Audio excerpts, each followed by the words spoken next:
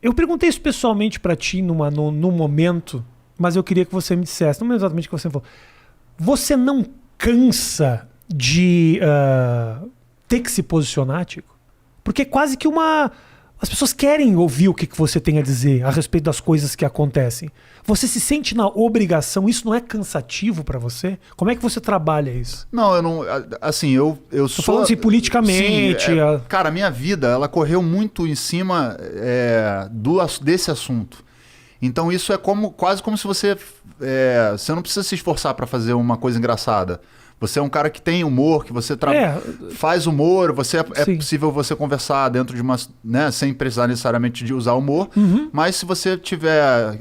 E o recurso tá aí com você e você vai usar e vai saber como usar ele da maneira que você quiser. Exatamente. Então a política ela tá inserida dentro da minha vida, essas questões, desde sempre. Eu sempre fui um cara de levantar bandeiras, entendeu? De levantar... Por exemplo, tem um episódio quando eu estudava no Centro Educacional da Lagoa, que é um colégio que eu fui fazer supletivo, porque eu repeti de ano algumas vezes e queria terminar para poder não ficar mais atrasado. E eu me lembro que eu acabava as aulas de história, eu ia, tipo, conversar com os professores ao invés de ir pro pátio lá e beber. A galera nessa época já era mais velho. Ia pra galera beber, ia fumar e tal, não sei o quê. Eu ia trocar uma ideia com o professor de história. E ficava conversando com os professores e tal, e os caras conversando sobre conteúdos que não eram oferecidos dentro da sala de aula por causa do currículo, que é um currículo padronizado. Né? Tipo, a Princesa Isabel aboliu a escravatura. Mentira. Você ia conversar sobre outras questões, né? De que maneira as coisas foram feitas, porque o Brasil não foi descoberto por Portugal, essas coisas que você vai mudando, vai fazendo uma outra leitura que depois na faculdade você faz mais profundamente.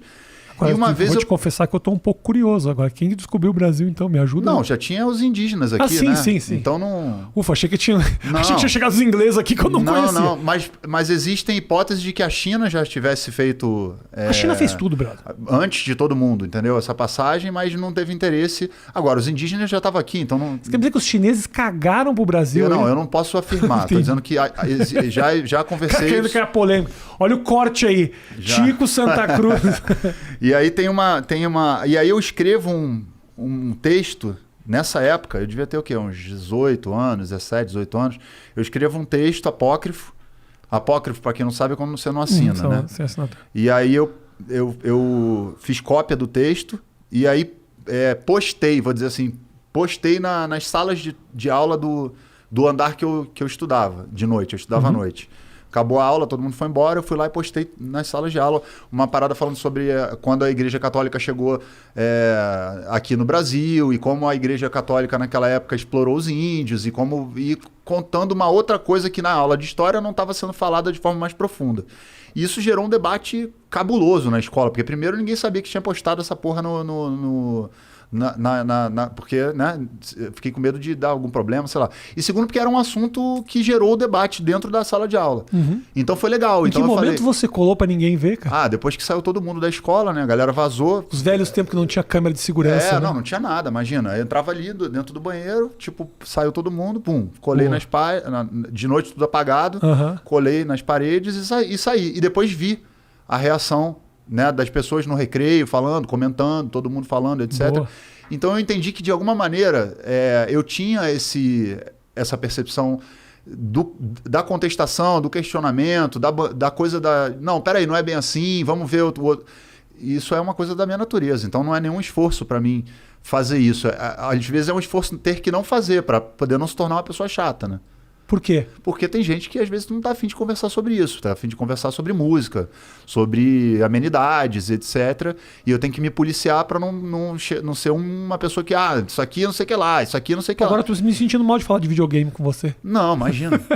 Eu acho super agradável quando a gente consegue entrar em vários assuntos, por exemplo, que não vão descambar dentro da política, porque também sei de outros assuntos, né? Claro, óbvio. Mas naturalmente a política, essa questão permeia totalmente a fluência do meu pensamento. Então vai sempre esbarrar em alguma coisa. E a música foi uma maneira de jogar essas ideias desde o começo? Era esse o projeto? Ou você queria ser músico porque você queria ir lá fazer show mesmo, pelo barulho de fazer show, de ter fã? Você queria ser famoso?